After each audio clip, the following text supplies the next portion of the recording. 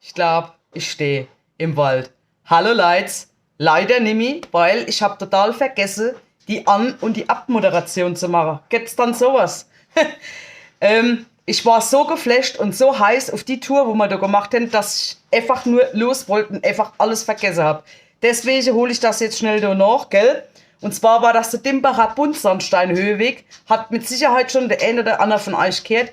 Absolut überragender Premium-Wanderweg mit geologischen Highlights, dass es gerade so kracht, gell?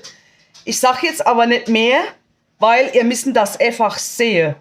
Und daheim ist das so ein bisschen komisch, weil es halt jetzt nicht der Wald ist, ne? Alle, ich wünsche euch viel Spaß und ich bin echt gespannt, was ihr dazu sagt. Bis dann. Tschüssel.